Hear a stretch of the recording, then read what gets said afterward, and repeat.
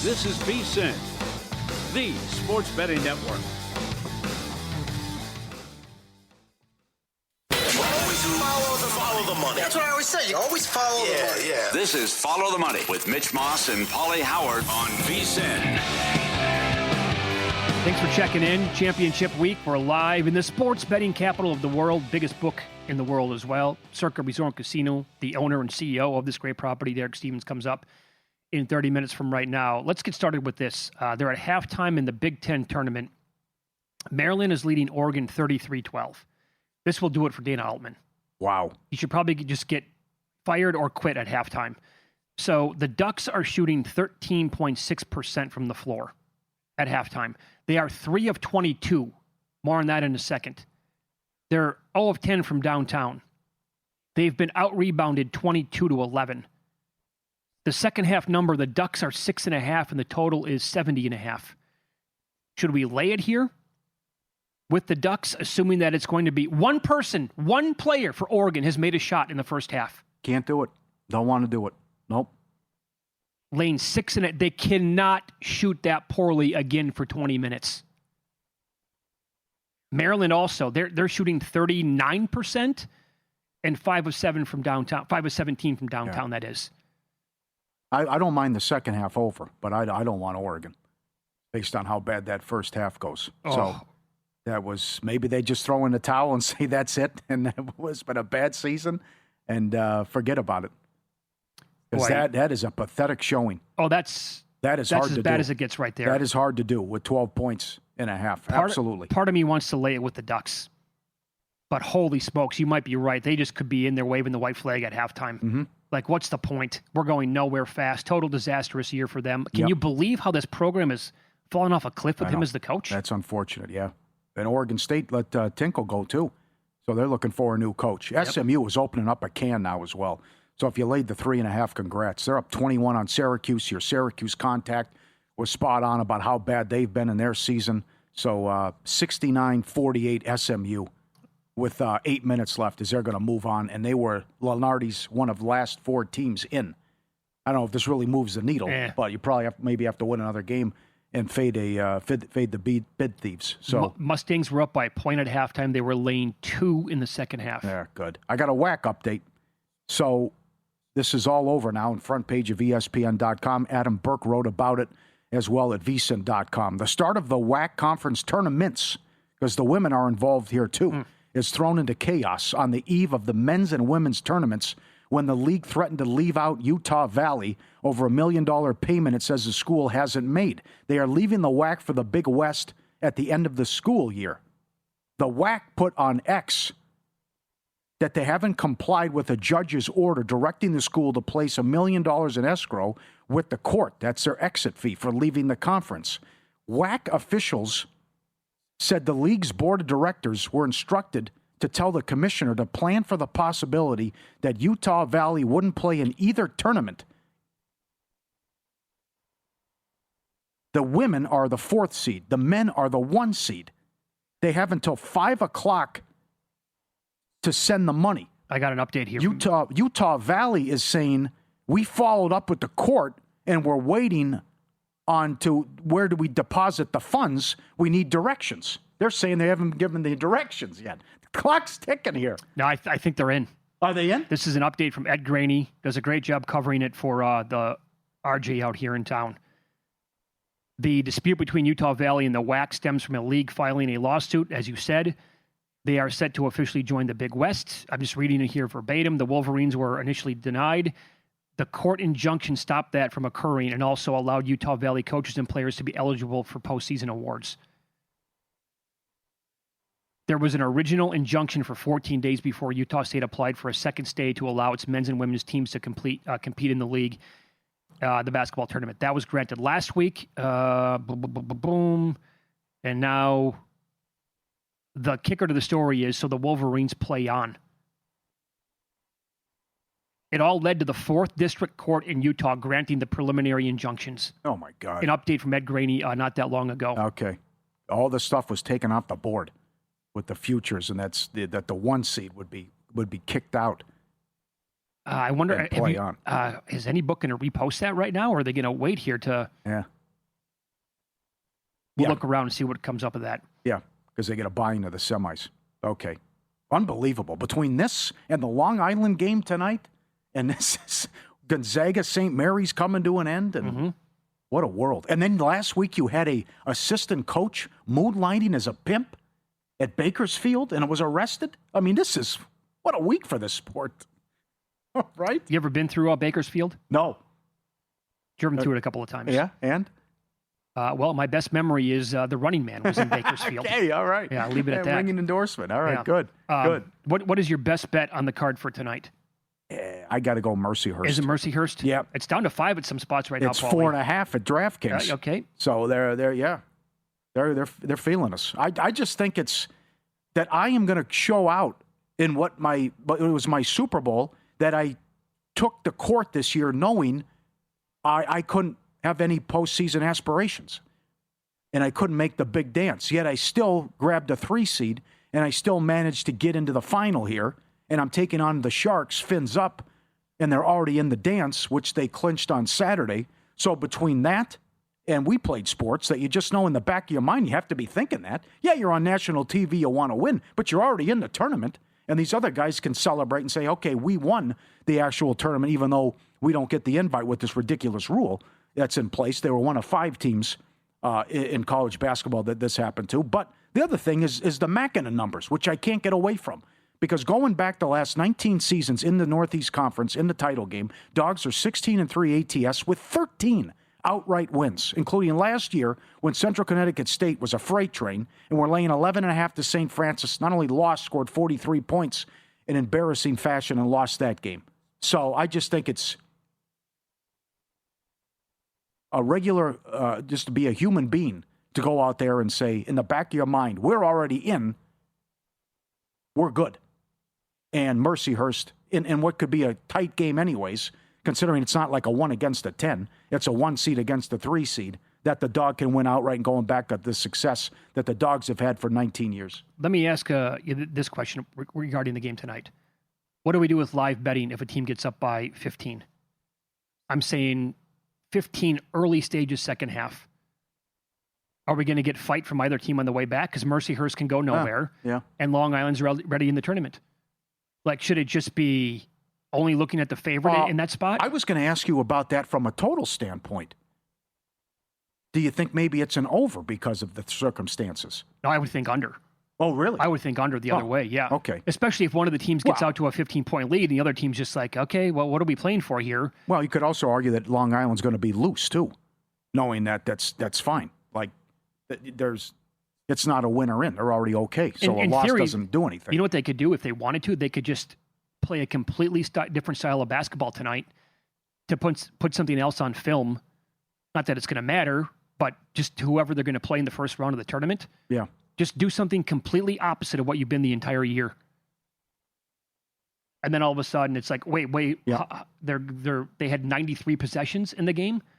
Well, that's strange. Are they going to do full court press the entire time now to us? I mean, I don't know. Just change it up if you're the coach. Well, you got to play back-to-back nights, but also the pace should be there in the Horizon final. Wright State was so good last night, that frenetic pace and scoring over 100 points in the win, and that got off to a blistering start in pace in their win, and they're taking on the 3-seed Mercy. That's 152.5.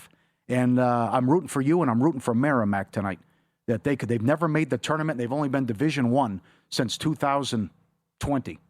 That they could pull this off and make their first trip to the dance as the 1 seed if they're able to beat Siena. And Gable was great. I saw the same reports. They're bussing in a ton of students from Siena to show up, but I'm concerned that Siena's top player was ruled ineligible, and Merrimack's going to get the best of them tonight. And surprise, Siena's taking money. Well, again, I need a Merrimack win by 1, 2, or 3 points to win both these bets. I have Merrimack 3-1 in pocket and also plus 3.5 on Siena. That got as high as 4 earlier today and has moved all the way back down to 1.5. And I'll give you another gem from Steve Mackinnon at vsin.com, Paul. You're going to like this one. In this conference, the Metro Atlantic, the smallest of favorites have been the most successful going back.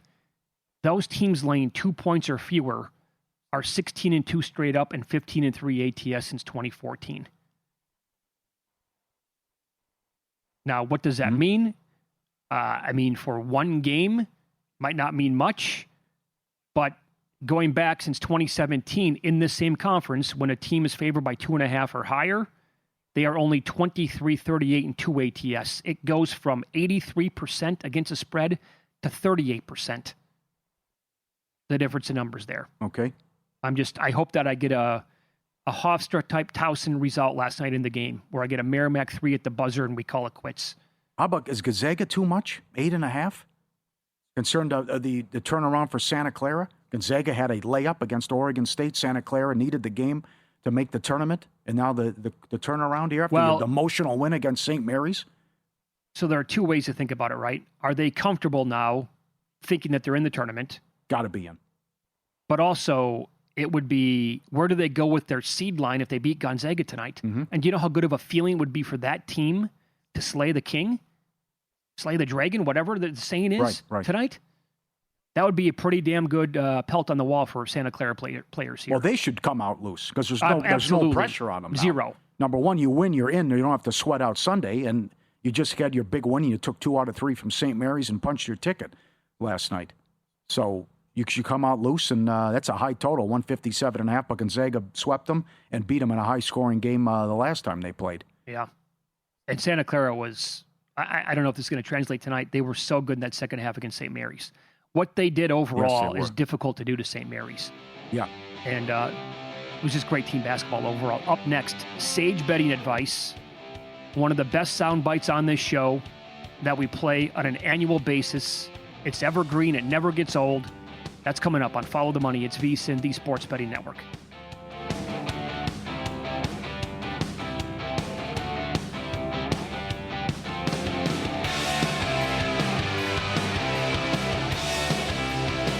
So you're listening to this podcast because you want an edge. But what if I told you you're only halfway there? You've got the mindset. Now it's time to get the toolkit to match. Here's the thing. Pro bettors spend thousands on data and tools, but what they don't want you to know is you can get the same edge for a fraction of the cost with VSiN Pro. With VSiN Pro, you get access to expert picks, public betting data, prop projections, powerful tools, analytics, and more. Tap the link in the description and see why thousands of bettors are already using VSiN Pro to cash more bets.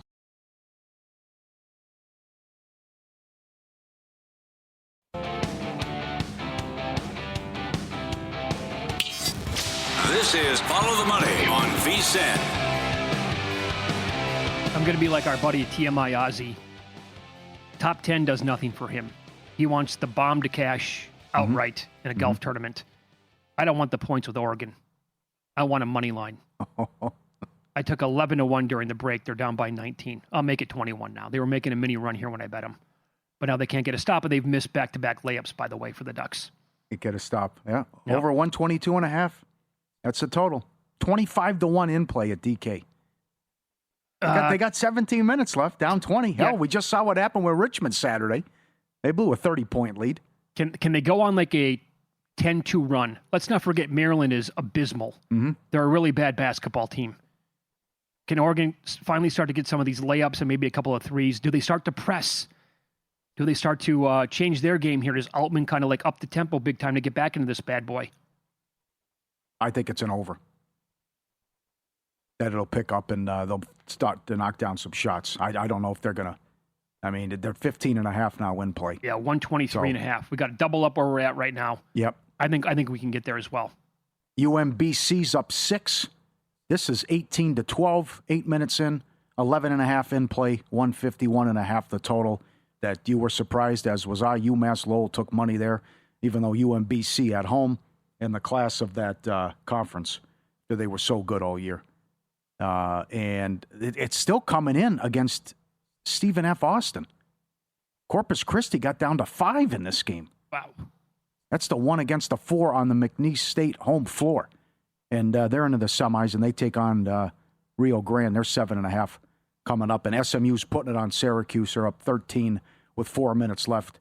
11.5 in play. You never out of the game in play, and 155.5 the total. As I ran down, ftm@vsin.com, you can always email.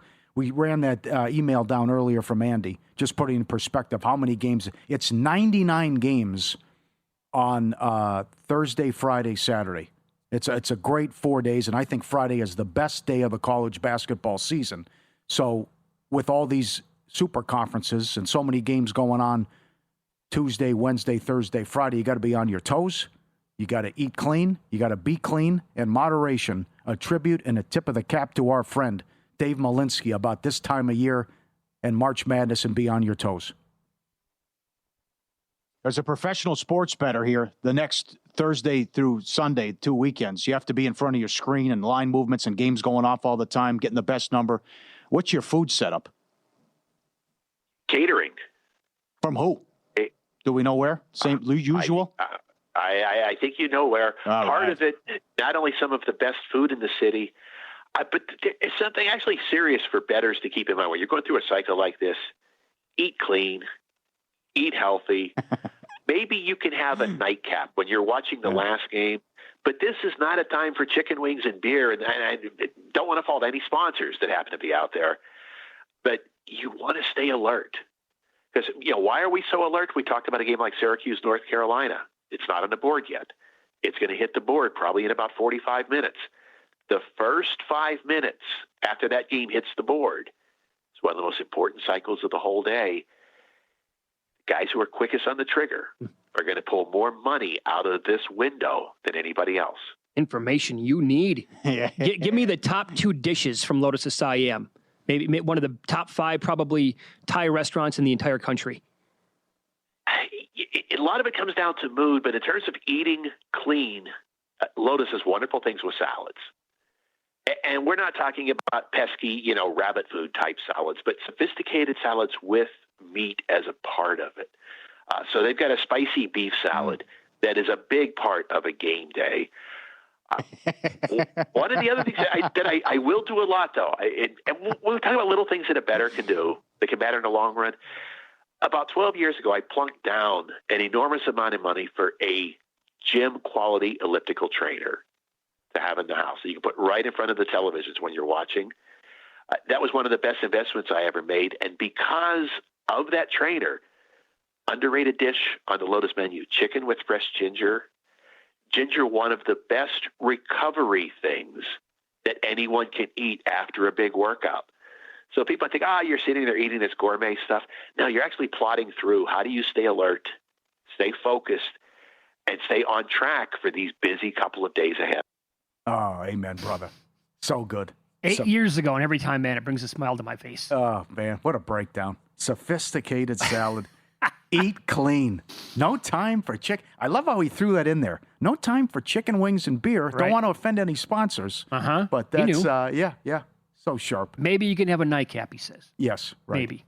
But you got to wake up, get that first cycle when Syracuse and North Carolina hits the board. Oh, if you fall asleep on the couch, you're doomed. Of course. Your halftime, gone. Second half, gone. Didn't play. Oh, I missed an opportunity here. Gone. For us personally, our lives have completely changed for March Madness over the last couple of years because we did mornings so long. So we would be done at 7 o'clock Eastern time for Pacific time for this week and then also the first 4 days. And we could go spend the day betting and watching like at a sports book. Now it's in the middle of the day like this. We're on live talking about these games from a betting perspective with the live wagering. The games that are coming up, we'll have Saturday matchups with the numbers already with some of these games that are completed during the day. And so I don't know which one I like better, but Friday night, probably next week, I might go somewhere and watch the games.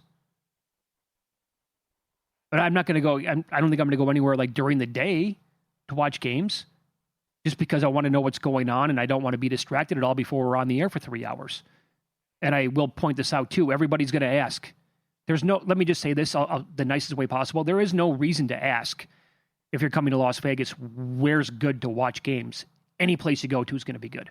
That's my advice. Yep. Doesn't matter where you're staying, where you're at in the city, strip, downtown, whatever.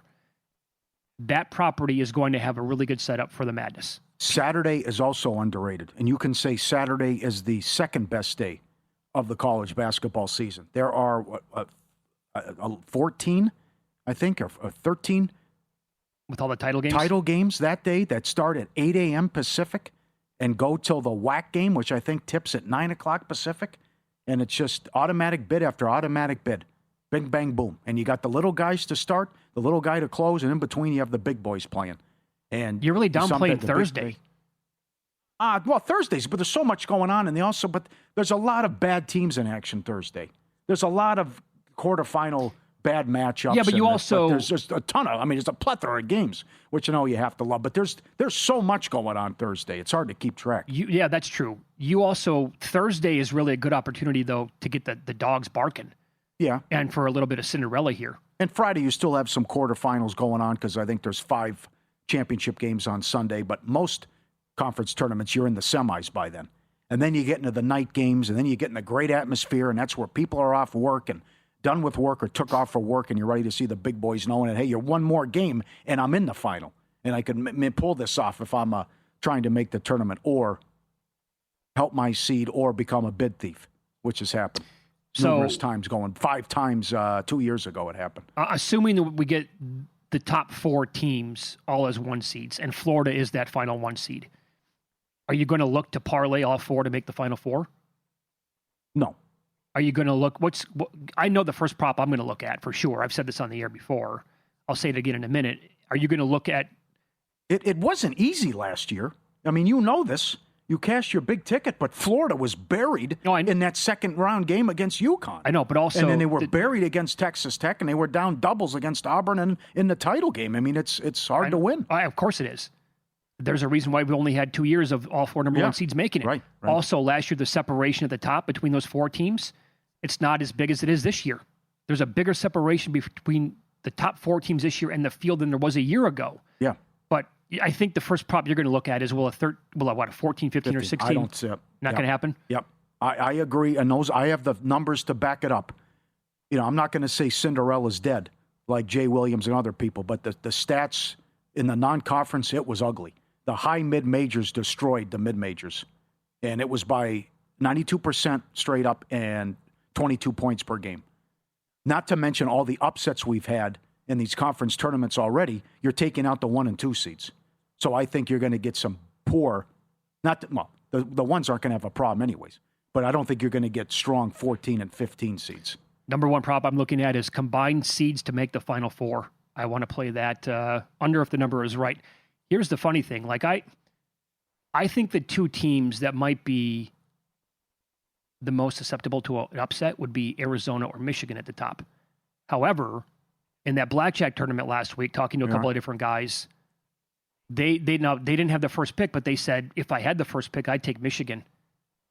2 different people said in the blackjack tournament last week, I think I could see, they told me flat out, I could see other teams losing, not named Michigan. They think Michigan is the absolute nuts. I can see that. I wouldn't be surprised if UConn makes the Final 4, though. I would be. That's how good that guy is in the tournament. What's he cast? 16 games in a row in the madness? ATS? He went 6-0, 6-0, and he went 2-0 last year. Yeah. He's unbelievable in tournaments. I just don't think they're that good this year. Well, I know, but I'm only going to be a 2 seed.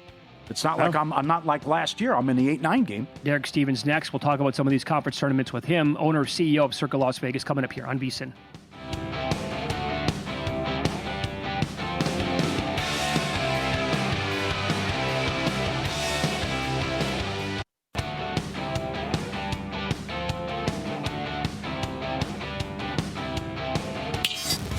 This is Follow the Money on VSiN.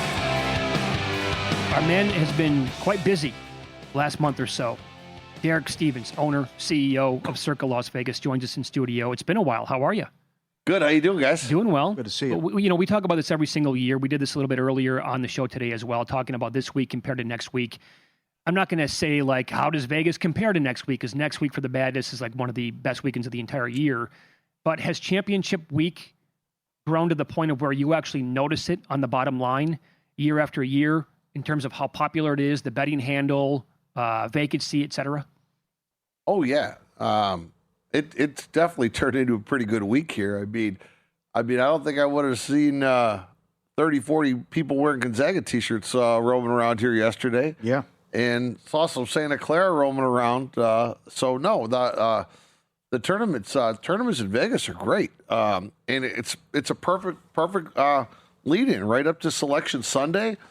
Then everybody gets to go home, get 1 day of sleep, and then you go to it. And it starts this year. It kicks off with St. Patrick's Day. So we got to be prepared. So no, this is a great week. This whole conference championship week has really turned into something very important for Las Vegas. And a win-win next year because the Pac-12 is going to play their conference tournament here as well when they have the new conference next year. So how about St. Patty's, all these games, the madness? It's going to be 100 degrees next week. Do you have advice for people what to do and where to go and what they should do here at Circa and get their game ready and get their app ready? We were just talking about that upstairs at lunch. This is something. St. Patrick's Day on Tuesday.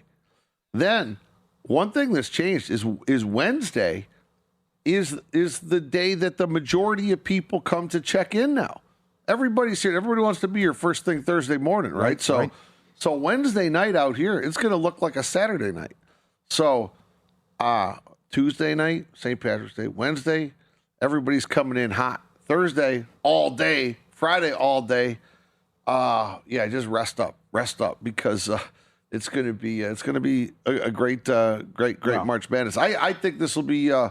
I did an interview earlier in Illinois, and they said, "Where do you think it's going to stand up this year?" I go, "I have the same answer to this one. I've had the same answer for the last 12 years.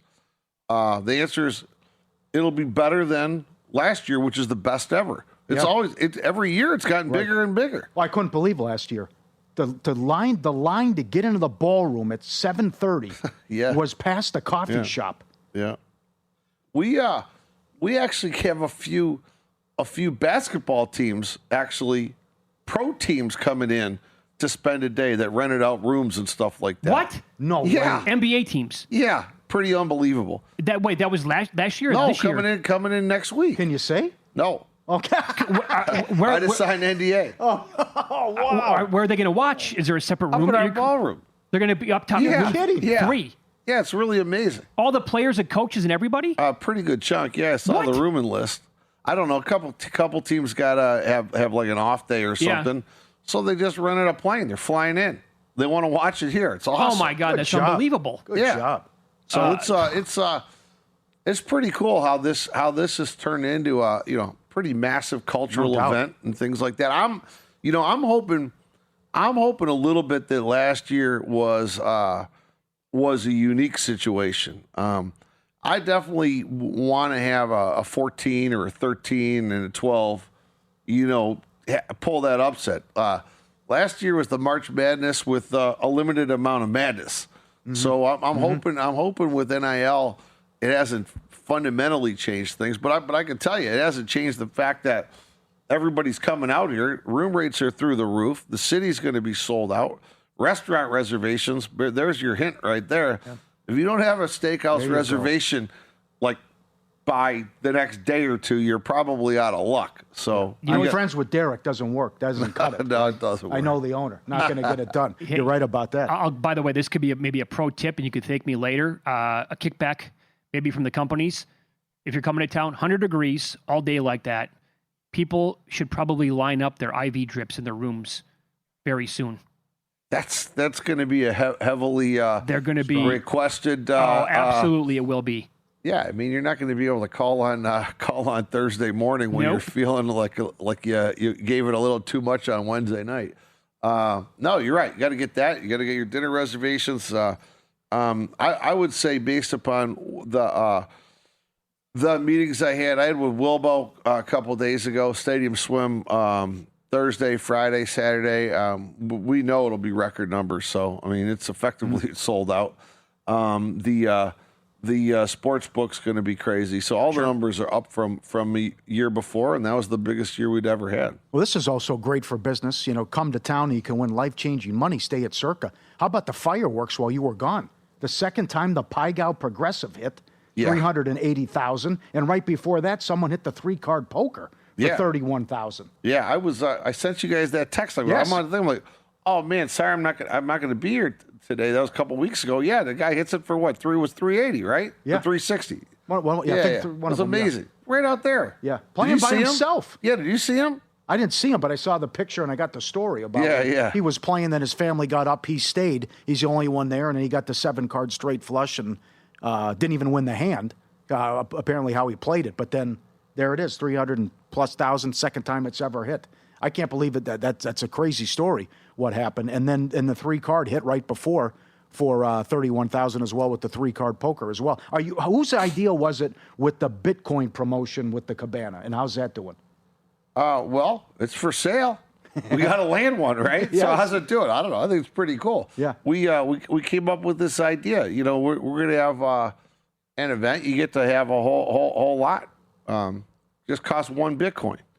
Now, when we did you buy the whole thing out? Yeah, when we did this, a Bitcoin was like 100,000. Now it's like 60,000. Yeah. No, not 70,000 today. So it goes up and down. But yeah, you get the Cabana. You can invite what was it? You can invite 100 of your friends over. You have Legacy Club to yourself for a couple hours. You got you got Barry cooking up some special chef's table meals. So yeah, you can go a long way with 1 Bitcoin. I'd say. Do you miss the early days of March Madness on VSiN when we first started, and you would go to the South Point, and as soon as the numbers were posted, you would put 11,000 to win 10 on every single game? Somebody asked me that today. He said, "Are you going to be doing that again?" Like, no, I haven't done that in a few years, but that was a lot of fun doing that. That was, and you know, it is amazing when you post. Boom, you post a number. Back then, Circa Sports wasn't even around. I don't think it was. We were using Westgate at that time. I think we had Caesars and MGM or something like that. They posted their number and had 60 seconds to make a play. First year it didn't work out too well. Second year worked out pretty well, Did though. it? But I couldn't believe when you post numbers just on those opening numbers, how much those numbers changed. Sure. You know, Westgate might be a 4.5. Somebody else might be a 6.5, 7. Yep. So did you guys move any numbers in the NFL based on day one of free agency? Not that I saw in my group text. I don't think there was anything that really happened that was all that surprising. Everybody knew that who had cap space, they had cap space. I think clearly the Raiders kind of stood out on what they did. They look great and very smart. So I thought the Raiders stood out. But I think everything else kind of fell in line. I don't know. Have you got what do you guys? Is there any team that's running away with this so far that you think? I think the Raiders have done a good job, but I'm waiting to see what Murray does. I think if the Vikings get Kyler Murray, you got to take 60 to 1. Don't you? Yeah, I can understand. They won 9 games with trash at quarterback. Yeah. So it's a tough division. I understand where Mitch's point. But I take it you don't love J.J. McCarthy to lead you to the promised land. No. All right. Not that Murray's Tom Brady, but I think that's a big step up for the organization if they land him. Did you like Pacheco to your Lions? I sure did. I mean, I understand. So David Montgomery had to go to the Texans. I think it's a great move for the Texans. But you have to have somebody else so you can spell Jahmyr Gibbs. So I like that move. I like that move quite a bit. Would you take Gibbs number 1 in fantasy? You'd have to think about it. You certainly would have to think about it. I mean, obviously, your scoring system is going to have a big impact on what you're doing. Talk about scoring system. You know what we're going to do with, you've had Ian Ritchie on here, full-time fantasy, right? Now, he got inspired because of Circa Grandissimo, our $100,000 contest. He goes, well, what do you think about having a $100,000 fantasy football? I'm like, I like it. Do you think you do it? He goes, yeah, no problem. So I talked to him the other day. He said, 12 teams. I go, you think you're going to fill 12? He goes, yeah, I could probably fill 2 of them. I go, what? I go, couldn't believe it. So I told him we're in. We're going to have a little Circa entry here. So we're going to have a little fun with this. Are you going to have the draft at Stadium Swim? Yeah, that's part of the deal. We're going to have Stadium Swim. We're going to do it on football contest sign-up weekend. Okay. $100,000 an entry. Yeah. Is there going to be one winner, or will it pay out multiple teams? I don't know. We're still trying to figure that one out. You want one winner, don't you? I don't know. I've never been in a fantasy football contest with that type of entry fee, so I'm interested to hear it out. Okay, all right. Yes, right. Good to see you. I'm also interested to see who's showing up. Who are all these guys that are going to be coming here? I like to know that. Oh, you open it up here on the network, this show, and you'll get people. Yeah. Absolutely. Thanks, Derek. Good to see you again. Up next, we'll tell you what we've added to the portfolio tonight and moving forward with In-Pocket Plays here on VSiN.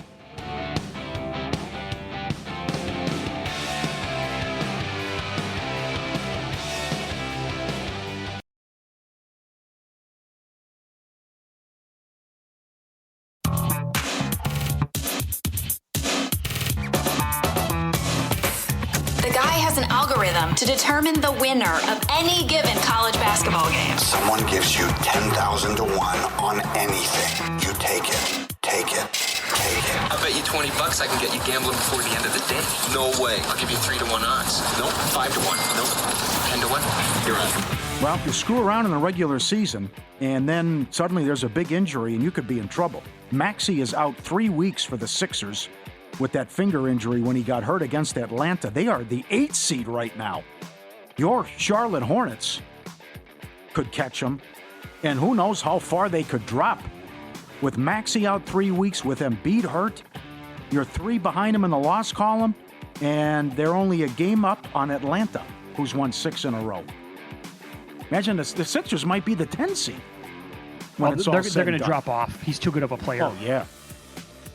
Hello, Grimes props, too. Oh, no kidding. Who else is scoring, right? Easy winner last night. Rangers Flyers over. Got there in the second period. Thanks to VSiN Betting Insights. Put me on the game with the history, and that was no problem there. A plethora of plays here. Hopefully, this is going to be a loser, it looks like. Because it's a total screw job if Santa Clara doesn't get an at-large at this point after the win yesterday. Miami of Ohio to make it no plus 320. That was a month ago. More on then coming up. SEC most bids, $2. That was at Caesars. UNLV, quarter unit to win the Mountain West. This was 75-1 Sunday. It then dropped to 60, and now it's down to 45 at DK. You still find 45, 50-1 on UNLV. McNeese to win the Southland.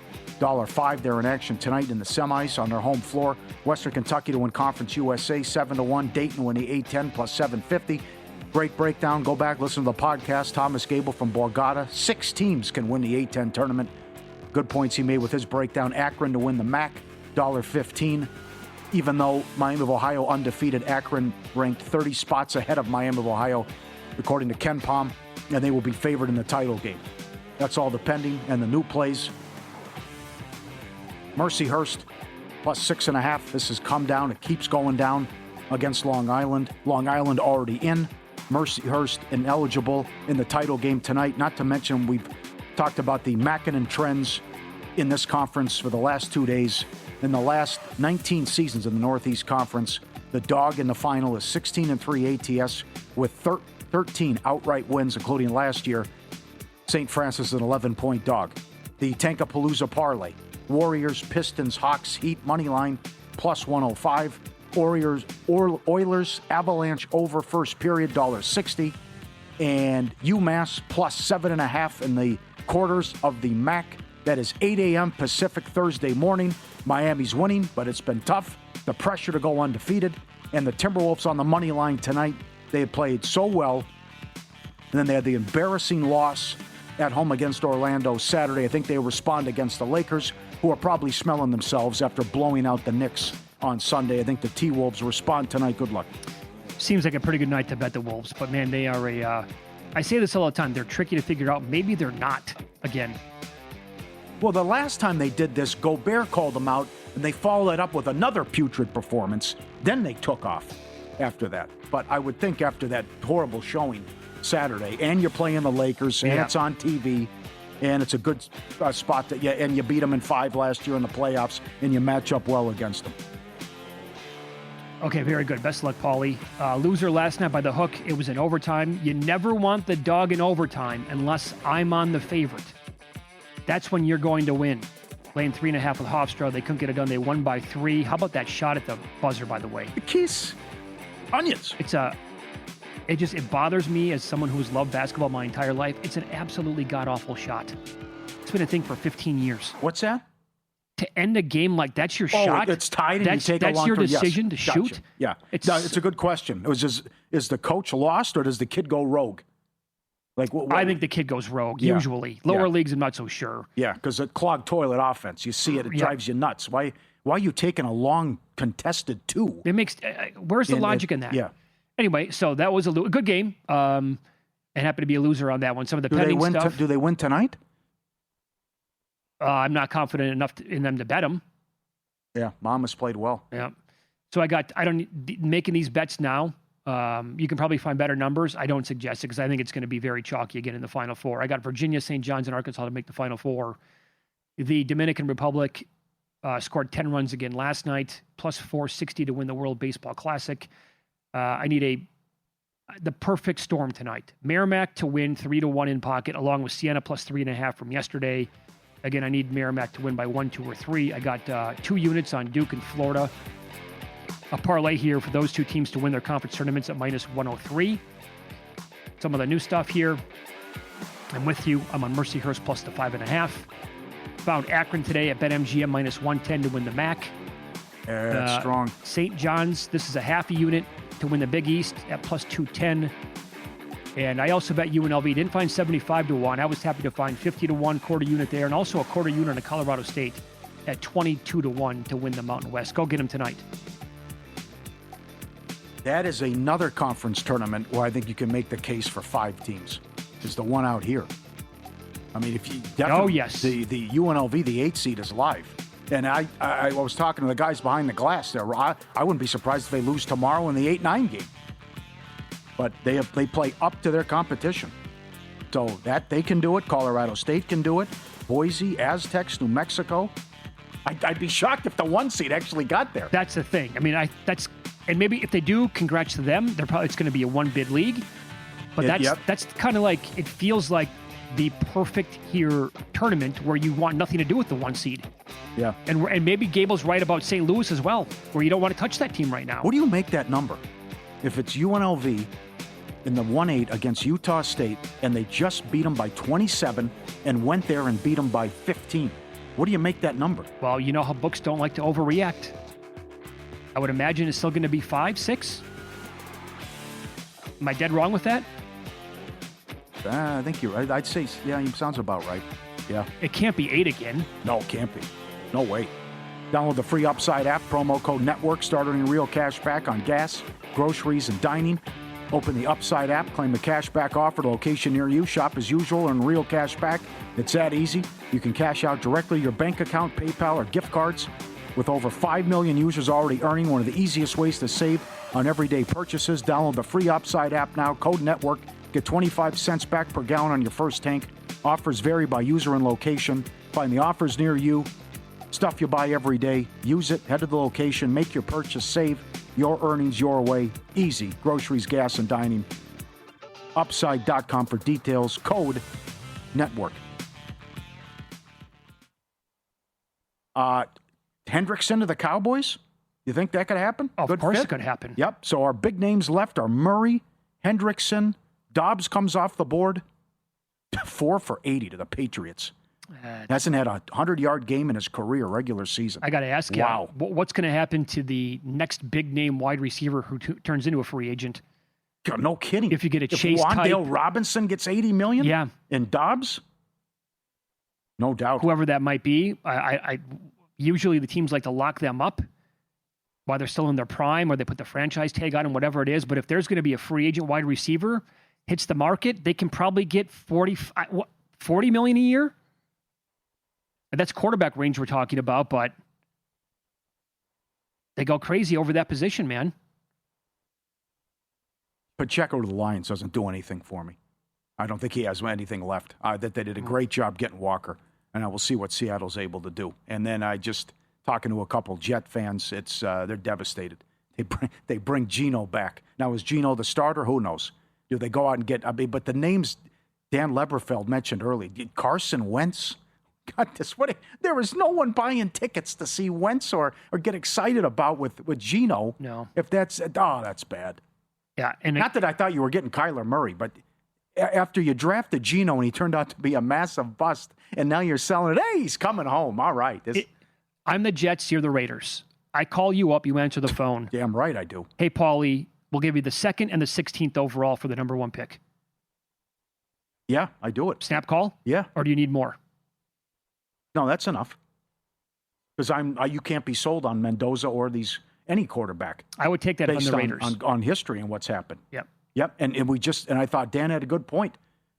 Make sure the guy's a star before you give him that extension too. Oh yeah, absolutely. Look what happened with Tua and Kyler Murray. And he brought up Love. I thought the same thing. I thought that was fair. Yeah.